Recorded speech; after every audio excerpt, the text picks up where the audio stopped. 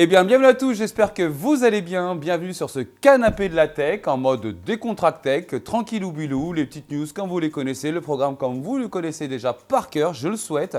Aujourd'hui, on va recevoir un invité qui devait déjà présent la semaine dernière, mais vous savez bien, il n'a pas pu venir et il sera avec nous. Donc aujourd'hui, je suis avec Jigfio.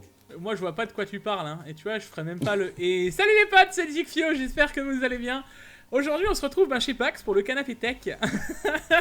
Il me refait l'intro, hein. C'est bon, c'est bon. Vas-y, Là, je t'en elle est prie. bonne l'intro. Je t'en prie. Non, mais. Ouais, du coup, tu vois, je suis un peu à gauche, à droite. D'ailleurs, on le voit là, je suis avec une webcam. Alors, tu vois que. Ils l'ont vu dans mon Tech Actu, j'étais pas avec le bon micro. Maintenant, j'ai le bon micro, mais j'ai pas la bonne webcam. Pas Mais bonne vous webcam. inquiétez pas. Bah ouais, j'ai une webcam, j'ai plus une caméra. Bon, non. C'est Normalement, il devrait le provisoire. voir. Ouais, c'est provisoire. Puis même, il devrait le voir un peu sur les côtés. J'ai essayé de mettre un peu d'éclairage, un minimum. Mais j'ai tous mes sachets, je suis en train de faire le câble management derrière, je suis en train d'installer les cartons, enfin c'est un peu le sbull quoi. On recherche, mais là j'arrive à mener en fait le côté tech agréable, tu sais, avec un minimum de RGB, un minimum de couleurs, etc., un beau décor.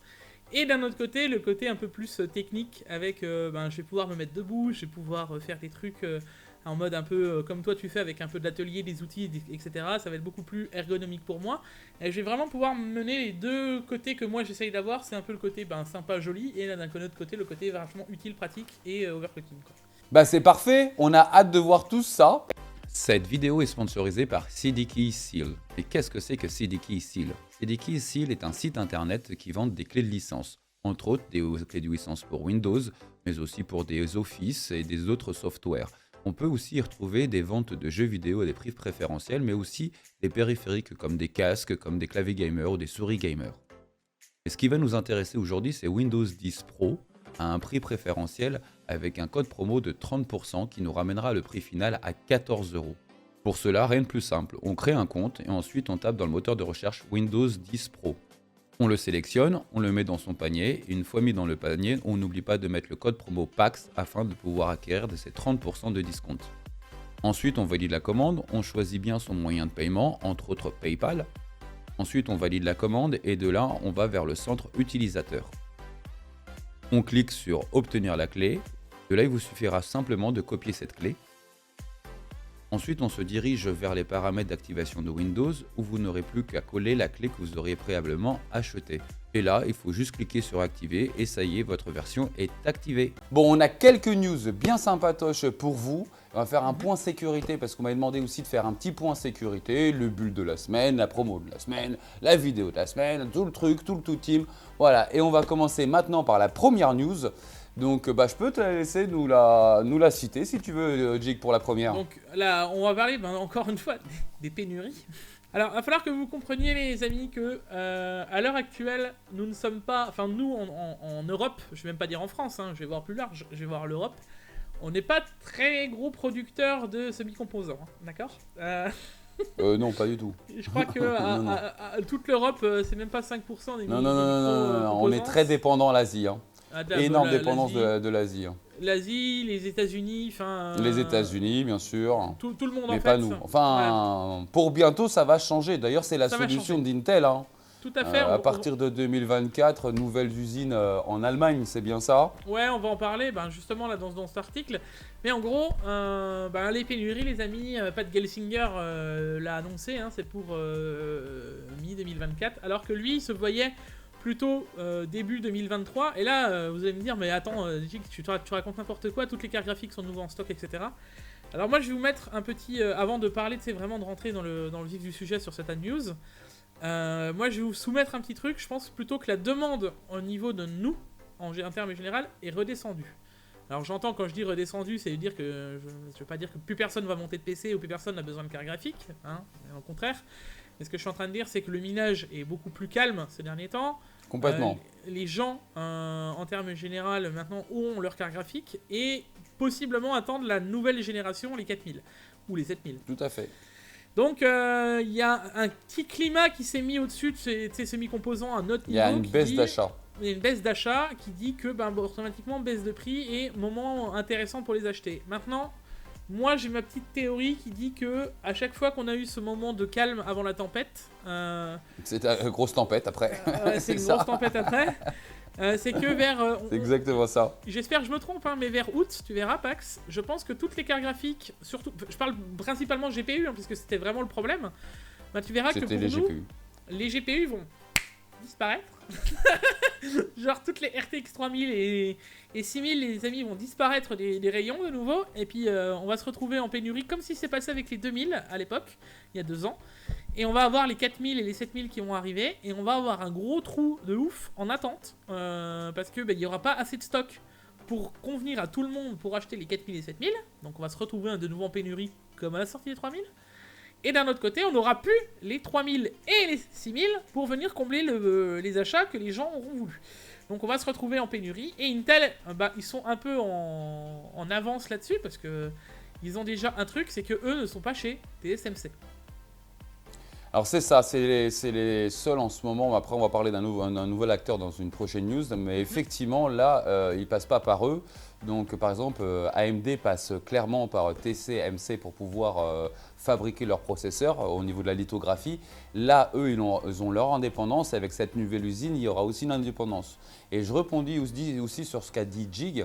On s'est bien aperçu là quand on a dit qu'il y avait une grosse pénurie des semi-conducteurs et c'est pour ça qu'il n'y a pas de carte graphique. Je tiens quand même à souligner que vous remarquerez que vos processeurs, ils n'ont jamais été en rupture de stock, que vos RAM n'ont jamais été en rupture de stock, que vos cartes mères n'ont jamais été en rupture de stock, qu'il y a eu uniquement vos cartes graphiques qui étaient en rupture de stock. Là, on parle, nous, pendant 2 ans, il y a eu un an et demi exactement, un an et demi de rupture de stock sur les GPU. Sur Intel, j'ai vu aucune rupture de stock. Non. Sur vos RAM, tout fabricant confondu, il n'y a jamais eu une seule rupture de stock. Donc la pénurie des infraconducteurs, oui, certes, mais en tout cas que sur certains objets finalement. Donc quand on dit oui mais la part de mining n'a pas eu d'impact, sur un canapé tech j'avais quand même bien expliqué que le mining avait un gros impact évidemment sur les stocks. On est venu me voir dans les commentaires pour me dire oui mais c'est général, c'est les infraconducteurs. Oui mais regardez bien sur le reste, tout était en stock. Donc sur du stock, c'est du stock. Pourquoi cette gamme-là, il n'y avait pas de stock? Donc effectivement, il y a eu quand même l'impact du mining. Et comme dit Jig, là actuellement, il y a eu beaucoup de freins sur le mining en ce moment. Les crypto-monnaies sont relativement basses aussi, hein, depuis un mois et demi, 2 mois, elles sont relativement basses. Elles ont déjà été beaucoup plus hautes. Et là, effectivement, ce qui se passe, c'est que comme dit Jig, il y a des gens qui se disent pourquoi acheter une carte graphique aujourd'hui alors que dans 5 mois, il y a les nouvelles générations. C'est tout à fait entendable. Et le conseil que je peux vous donner, par contre, c'est le moment d'acheter. Parce qu'elles sont basses, je ne pense pas qu'elles vont baisser plus que ça. Et je pense que, comme dit Jig, à partir de la rentrée prochaine, on va retourner sur des ruptures en sachant que les 3000, il n'y en aura plus en œuvre. Hein. Quand ils sortent les 4000, Nvidia, ils fabriquent plus de 3000, hein, ça c'est fini. C'est le moment pour ceux qui veulent en acheter à des prix compétitifs. Parce que je pense que vraiment sur la rentrée prochaine, on va rentrer encore là-dessus. Et en risquant d'être encore sur des pénuries, si la crypto remonte, on en verra aussi les conséquences. Hein. Il y en a, je sais, qui n'y croient pas, mais moi, je l'ai quand même bien constaté. Donc, il faudra faire bien attention à ce niveau-là. Et je résume un peu ce que tu dis, Jig, mais c'est totalement ça, clairement. Hein. Moi, tu sais que j'ai même peur parce que il y a aussi la partie scalping qui s'est passée et ça a été réel. Hein. Et moi, tu verras, mais je prêt presque à prendre le pari que, en plus de ça, on va avoir une baisse de prix de ouf sur les occasions parce que dans ce scalping, il y a aussi une paire de gens qui sont essayés de se sortir de l'argent, hein, qui ont essayé de racheter des CG par bot pour les revendre plus cher après sur eBay, sur le Bon Coin, sur machin. On connaît maintenant, enfin c'est plus une nouvelle. Mais derrière, moi je pense que les cartes, tu verras qu'au moment où les 4000 vont sortir, on va avoir la même chose qu'on avait eu à l'époque avec les 2080, 2080 Ti. Les prix vont dégringoler. Mais quand je dis dégringoler, ça va exploser. On avait les 2080 Ti, Pax. Dans l'occasion, oui, à 350 €, on les a vus au mois de septembre 2021. 2020. 350 €, 2020, 400 €, 400... 2020. Donc à la sortie des 4000, donc on s'en est bien rendu compte. Les gens, ils n'avaient par anticipation vendu leur carte graphique parce qu'ils se disent il faut que je la vende maintenant parce qu'elle vaudra certainement encore moins dans quelques mois. Ce qui a été complètement le contraire parce que finalement, en occasion, on retrouvait des 2080 Ti au prix du neuf au moment où ils avaient acheté ça il y a un an auparavant. Quoi. C'est complètement fou. C'était incroyable. Donc, en tout cas, pour ceux qui nous regardent sur les Tech Actu, sur le canapé Tech, et maintenant vous êtes au courant, enfin, vous n'aurez pas d'excuses. Si vous vendez votre carte, vous le saviez.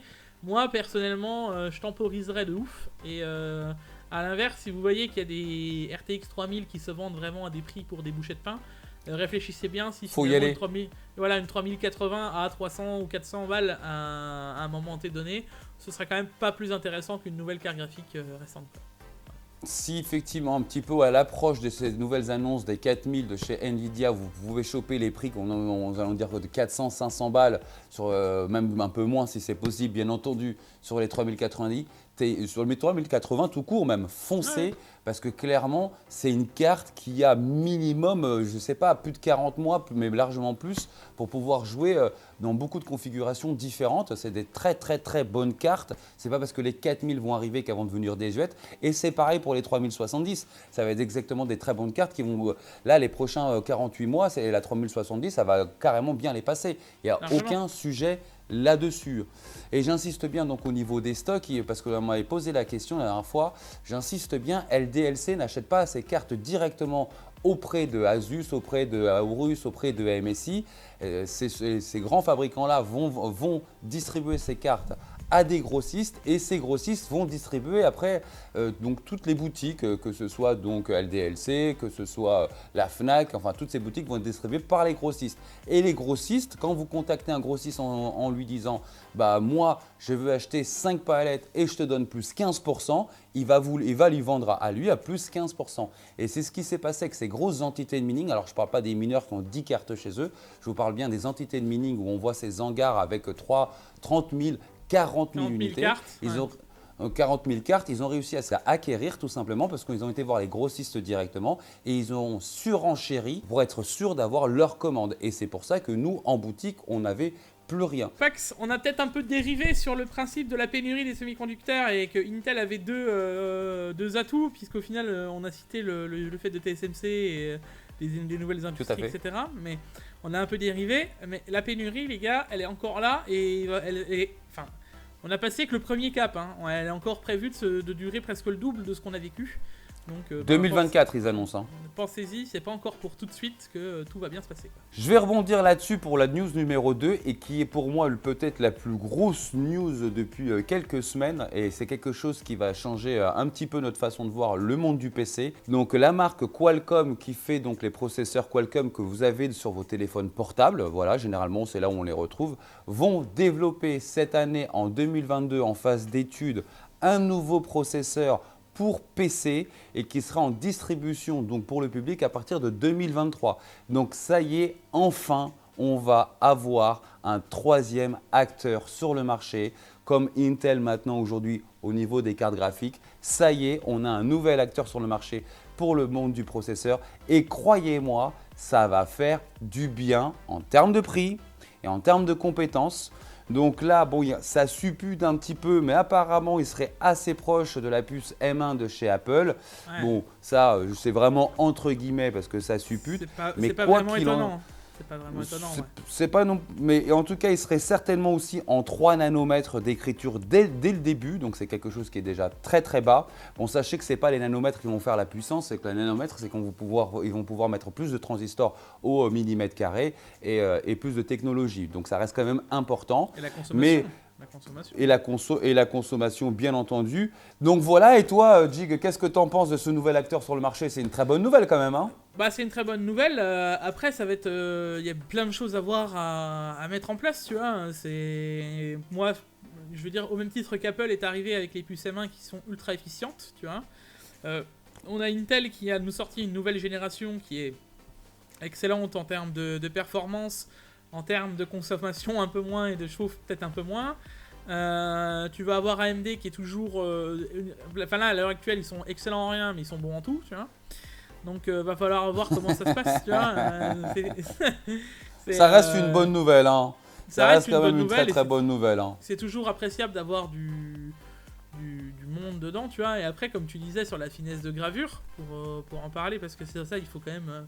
Pour moi, la finesse de gravure, c'est ultra marketing. Autant que j'ai défendu Intel quand ils ont parlé, tu sais, qu'ils avaient réduit les finesses de gravure sans être réellement physique, parce que c'est, à mon sens, c'est juste un point de vue marketing, hein, la finesse de gravure.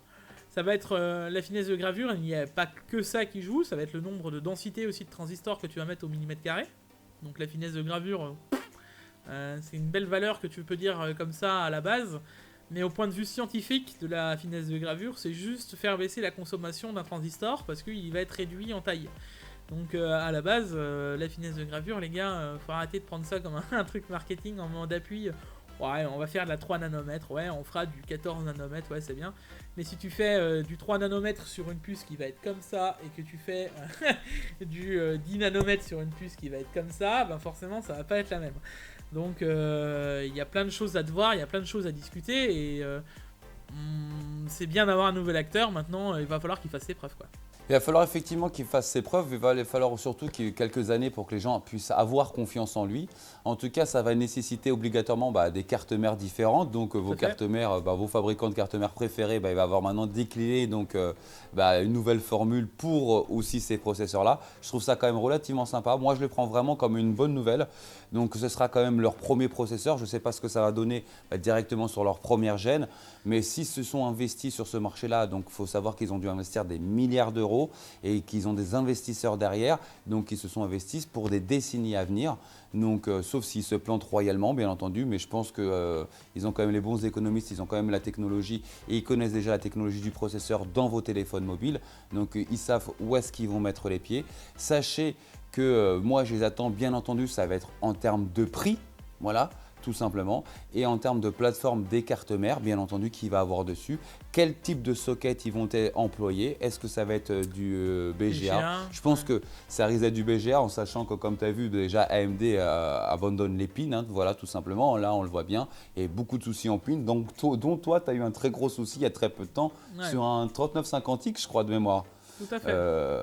Avec des pins. Là, donc je pense qu'au moins ça, je pense que ça sera sûr. Mais on va voir un petit peu ce que ça va donner. Mais clairement, ça va changer quand même le visage du marché et ça va aller vers le bas les prix. Ça, c'est certain. Et ça, je trouve ça super. Donc pour moi, depuis, je vous dis, ce début d'année, c'est pour moi la plus grosse news. C'est la news la plus importante. C'est bien celle-ci. Et j'ai hâte d'essayer ça. T'imagines, toi, overclocker ça un petit peu? Franchement. En fait, c'est là où moi j'arrive, c'est qu'il va falloir qu'on voit aussi toutes les technologies à rattraper, tu vois. Parce qu'il va falloir qu'ils intègrent toutes les nouvelles technologies, les PCIe, la gestion de la mémoire, la gestion des SSD, donc le direct storage que voulait installer Nvidia et Microsoft. Les PCI 5. Les PCI 5. Au moins. Au moins. Tu vois, enfin, il y a énormément de choses. Et puis bon, le truc c'est que les autres vont pas les attendre. Alors ça va être... moi, tu vois, j'ai un peu peur que ça fasse un peu comme le marché chinois, parce que Qualcomm ne vient pas non plus de nulle part. Non.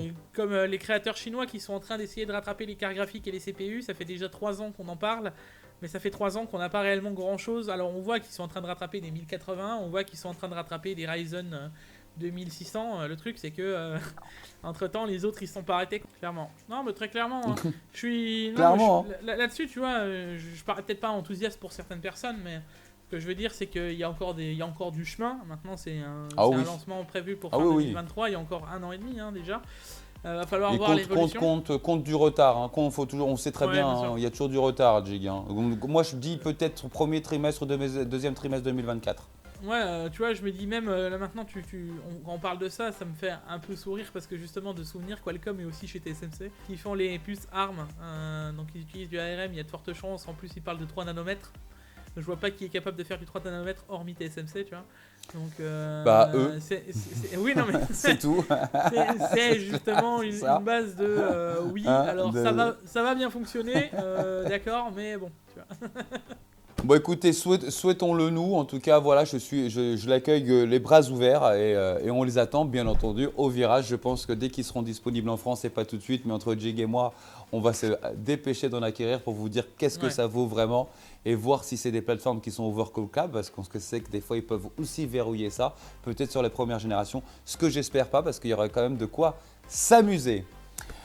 Voilà les amis, alors vous savez, à chaque fois je vous le dis, il n'y a pas un seul canapé tech où on ne parle pas de cybersécurité, de malware, de virus. La dernière fois, on a estimé à 30 millions de nouveaux malwares sur le premier trimestre de nouveau, sans compter ce qu'il y avait donc auparavant. Donc là, on est sur le milliard de malware à travers la planète. Et on a quelques chiffres qui sont tombés. Donc la France aujourd'hui est le 4e pays le plus touché par les virus, les malwares, avec depuis le premier trimestre une attaque sur 700 000 foyers. Donc c'est pas rien. Donc vous voyez, 700 000 foyers, ça reste beaucoup quand même.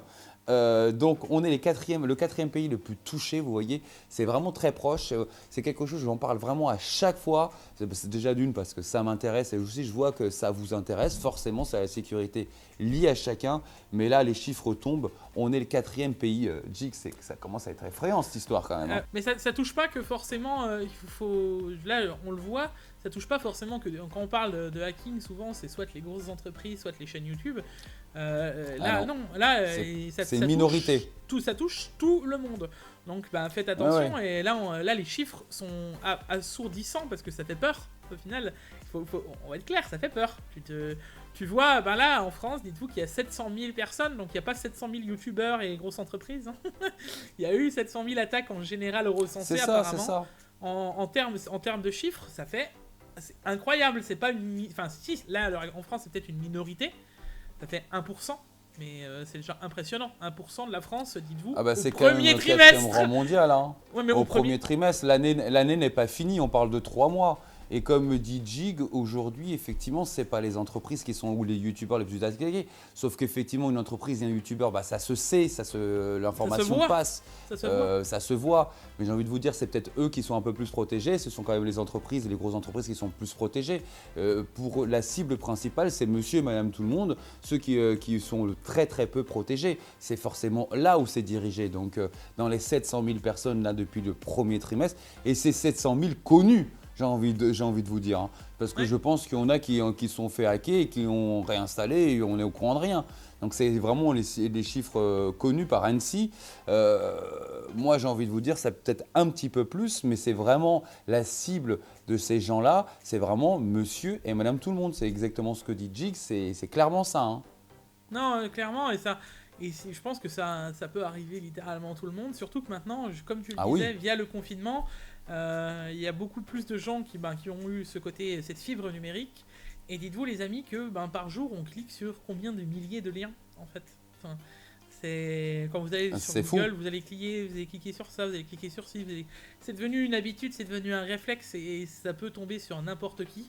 Et oui, ça peut faire, je vais pas vous faire peur, mais ça peut faire peur à beaucoup de gens de se dire donc oui, là c'est un peu un côté préventionnel quand tu en parles dans les canapés tech et c'est bien de le faire. Je pense que ça peut faire réfléchir une paire de personnes de se dire sur 700 000 personnes, j'aimerais que ce soit pas moi le prochain quoi. Bien entendu. Faites très attention à vos cookies de connexion. C'est ce qui est attention. Et pour ça, la seule chose, c'est de ne pas cliquer sur n'importe quelle pièce jointe. J'ai déjà dit une dernière fois. Même un PDF, même un fichier Word, ce type de fichier aujourd'hui, si vous cliquez dessus, il peut avoir dedans un malware qui se dissimule. Il va récupérer vos cookies de connexion tout simplement et en un quart de seconde, le gars de l'autre côté avec son PC qui peut être à 50 km comme à 5000 km, il reçoit vos cookies de connexion et il est connecté à tous vos comptes. Donc si vous êtes connecté par Google, par votre compte Gmail, donc par exemple, si après vous avez YouTube, vous avez plein de choses, et directement il aura accès. Il aura accès par exemple aussi à votre cookie de connexion de chez PayPal et donc du coup, il va pouvoir se servir directement sur votre compte. Donc j'insiste bien à chaque fois, faites très très attention, c'est pas que par ça bien entendu, mais ça reste quand même beaucoup par les pièces jointes que vous pouvez recevoir par vos mails. Faites bien attention que ce soit en PDF ou quoi que ce soit. Faites bien attention d'ouvrir des pièces jointes de personnes que vous connaissez. Si c'est des personnes que vous ne connaissez pas, faites bien attention. Si vous recevez quelque chose de la sécurité sociale, de EDF, GDF, de l'État ou quoi que ce soit, vérifiez bien l'adresse qui est au-dessus. Des fois, ils changent donc peut-être une consonne, une voyelle et donc visuellement, si vous regardez ça vite, vous avez l'impression que vous êtes vraiment sur le site ou c'est un mail vraiment d'eux. Mais généralement, il y a quelque chose qui diffère. faites bien attention avant d'ouvrir votre pièce jointe parce que c'est là la première défaillance et c'est là où aucun antivirus ne pourra rien faire pour vous. Ça, c'est très, très important. Souvenez-vous aussi qu'il y a 2 semaines, je vous avais parlé de ces virus qui se mettaient directement sur le code source de Windows. Je vous avais donné d'ailleurs le tips. Il n'y en a qu'un seul pour savoir comment on fait pour le découvrir, pour savoir si il est présent ou pas sur votre PC. Mais clairement, le meilleur antivirus, j'insiste bien, ça reste vous. Donc bien entendu, il en faut un, mais ça reste clairement vous. Quand on parle des youtubeurs à chaque fois, ça a été une erreur humaine à chaque fois que de quelqu'un qui a cliqué sur une pièce jointe. C'est surtout ça qui passe. Et bien entendu, il y a l'hameçonnage. Donc, ce qu'on appelle, vous avez pensé être sur un site, par exemple, le phishing, là, exactement, Jig. Vous pensez être sur un site et si vous regardez bien, vous êtes sur un autre site. C'est ce qui s'est passé. Je vous avais parlé la semaine dernière de la fausse mise à jour de Windows 11 où justement, ce n'était pas Microsoft.com, c'était micro je ne sais plus quoi, une décimale qui change. Vous alliez sur le site internet, la même typographie, la même charte graphique, les mêmes couleurs et les gens ils cliquaient dessus pour avoir leur mise à jour. Et finalement, ils se faisaient directement infecter. Donc faites bien attention, c'est clairement tout entre vos mains, quoi. C'est la plus grosse sécurité, la plus grosse barrière, c'est vous. Ne confiez en aucun mail. Dès que vous avez un mail, recontrôlez automatiquement l'adresse de la personne qui vous l'a envoyé. C'est bien ça, hein, Jig, hein. Toi, tu fais pareil, je pense. C'est le minimum maintenant aujourd'hui. Bah, clairement, c'est l'adresse mail. Il n'y a pas que ça, même en termes de liens. Tu sais, les liens courts maintenant, c'est plus les bit.ly par exemple que tu vois bien entendu. À gauche à droite. Tu peux aussi te poser la question. Il faut être un minimum conscient maintenant que c'est triste à dire, mais c'est plus comme en 2010. Tu vois, on a pris 10 ans, il y a 10-12 ans d'évolution et maintenant, il y a eu 10-12 ans, je dirais pas de paix avant la tempête, parce qu'il y avait déjà des problèmes de sécurité. Toujours eu. Avant, il y a toujours mais eu. Là, c'est un raz-de-marée, là. Mais là, il y a une accélération oui. Il y a une accélération de ceci. Donc faites attention à quoi vous cliquez, ce que vous faites, etc. Et c'est tout ce qu'on peut donner comme truc. Moi, j'avais regardé le Canapé Tech la semaine dernière. C'est Guillaume qui parlait de cette histoire de cookies. Oui, ça peut te laisser pantois quand tu entends ça et ça te laisse réfléchir, quoi. Les plus attaqués au monde, ce sont les États-Unis. Les deuxièmes au monde, c'est l'Angleterre. Les troisièmes au monde, c'est le Canada. Et les quatrièmes au monde, c'est donc la France. Donc c'est les chiffres qu'on a eu aujourd'hui. Donc vous voyez, on est clairement ciblé. Voilà, Jig, est-ce que tu veux un petit peu conclure sur la sécurité ? Bah écoute, ouais, dans le principe où ça laisse quand même réfléchir pour une bonne partie des gens et je pense qu'il y a une bonne remise en question à se faire si vous êtes sécurisé, à réfléchir aussi à vos données personnelles en termes généraux, tu vois, ce qu'on remplit, ce qu'on fait sur internet, etc. Alors quand je dis ce qu'on fait, ce qu'on remplit, c'est juste histoire de se protéger un minimum. Je vous demande pas on demande pas de devenir Fornox et je pense que le but c'est pas d'être prise de tête avec ça, tu vois, je pense pas qu'on en est là. Mais c'est de faire plus attention. Mais c'est juste de faire plus attention parce que ça n'arrive pas qu'aux autres. Non. Et là, pour le coup, 700 000 violations de compte, ça commence déjà à devenir énorme. Ça commence à être beaucoup, effectivement.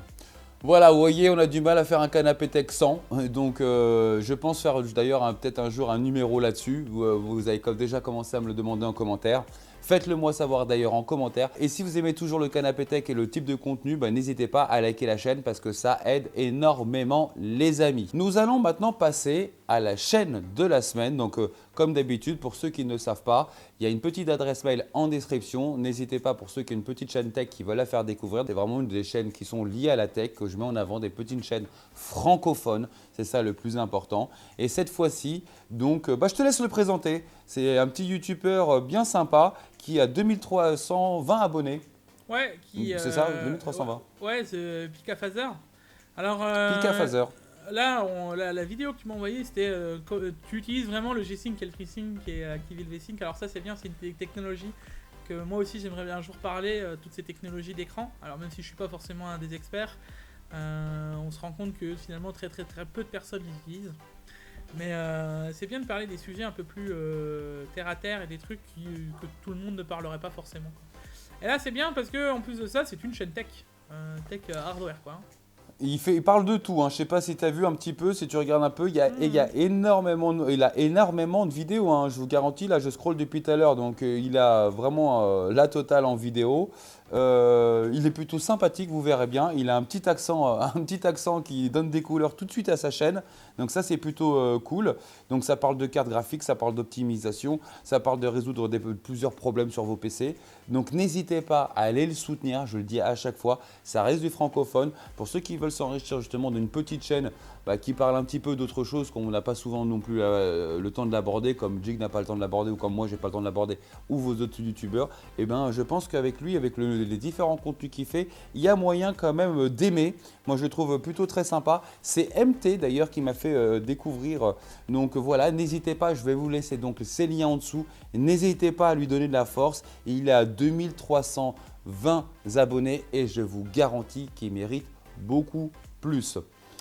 Voilà les amis, nous allons maintenant passer à la promo de la semaine. Et cette promo de la semaine, eh ben, c'est pas moi qui l'ai trouvée, c'est notre ami Jigfio. Ouais. Jigfio, vous le savez, en termes de bons plans, il sait faire. Hein. Ah, quand je veux les bons plans. Alors, je vous préviens, Ah, les tu amis, sais faire. devant moi, j'ai un nombre incalculable de liens. Donc, il est possible que très prochainement, pas que je sorte une vidéo French Days, parce qu'il y a énormément de choses. C'est pour bientôt. C'est aujourd'hui.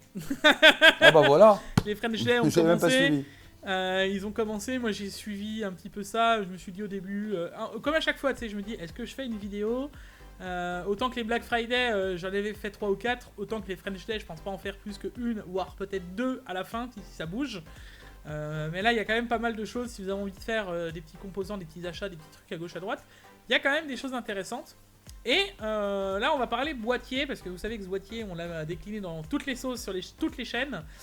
C'est le MacForge 100R, donc la version MSI. ARGB, hein, pas la version RGB classique. Et celle-là, elle était montée à 75 balles pendant un moment, même des fois plus haut. On l'avait vu à 80-90 euros pendant un moment, et là, ça faisait mal. C'est un boîtier qui est full mesh, donc airflow, bien respirant, et tout ce qu'il faut. Voilà, il y a les ventilateurs. Oh, il a fait ses fournis. preuves. Hein. Il a fait ses preuves. Ce boîtier, Non, on oui. l'a vu partout. De toute Partout. façon, je sais même pas pourquoi je le présente, parce que vous l'avez forcément vu sur une chaîne. Si vous regardez une chaîne Ouais, tech. forcément. Et le prix est très sympa surtout. on est à 60 euros. Donc c'est un prix relativement bas comparativement à avant, quoi. Oui, donc le prix est plutôt sympa, effectivement. Voilà, c'est pour ceux que ça intéresse, ils doivent changer de boîtier. Bah, c'est peut-être le moment avec ce produit-là. Je vous laisserai donc le lien directement. Donc je crois que c'est sur Amazon, c'est ça, Jig? Tout à fait, ouais, c'est sur Amazon. Donc n'hésitez pas à cliquer dessus. Le prix est vraiment sympa et effectivement en ce moment c'est les périodes pour avoir des produits un petit peu moins chers. Tu sais que maintenant ça fait plus d'un mois révolu que je commence ces petits Canapé canapés tech. Et tu étais le parrain de la chaîne et tu avais fait la numéro 1 avec moi, le numéro 1 avec moi. Yes. Et ça me fait plaisir que tu sois là. Hein. C'est pas si vite. Avec plaisir. Bah, tu verras, ça va passer de plus en plus vite. Moi, tu sais, je sais plus, je suis au 74 ou 75e Tech Actu. Donc, Oh oh oh oh oh oh. très très Ça très pas, ouais, vite. effectivement.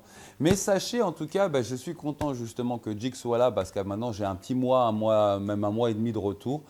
C'est un super moment, ça change radicalement du reste de mes vidéos où je suis sur le mode atelier où je vous explique des choses, comment on démonte quelque chose ou comment fonctionne quelque chose. Là, on est vraiment sur un mode vraiment décontracté et je me sens même moi-même beaucoup plus décontracté, beaucoup plus serein. Voilà, c'est le décontract tech tout simplement. Donc en mode canapé, c'est plutôt sympa. Mais donc du coup, pour résumer un petit peu tout ça, ce petit peu un mois et demi, je suis content que justement ce soit avec le parrain de l'émission Avec plaisir. qui soit là. Est-ce que tu veux rajouter un petit mot pour la fin, mon Jig? Bien sûr, le petit mot pour la fin, ça va aller directement à vous. Merci de suivre cette chaîne. Ça fait maintenant bientôt un an, Pax. Enfin, un an, ouais, dans 2 mois que je te suis. Je crois. Même pas, ça fait combien de temps que je t'ai mis en avant sur le premier Tech Actu que je t'avais mis? C'était au mois de mai, ça fait un an pile poil. Ouais, au mois de mai de l'année dernière. Ça va faire un an, donc maintenant ça fait un an que je vois qu'il y a quand même une bonne partie d'entre vous qui suivez Pax, et ça fait ultra plaisir. Maintenant Pax s'est lancé dans l'aventure YouTube à plein temps, je m'entends, c'est vraiment, il est devenu ultra régulier, il fait une vidéo par semaine.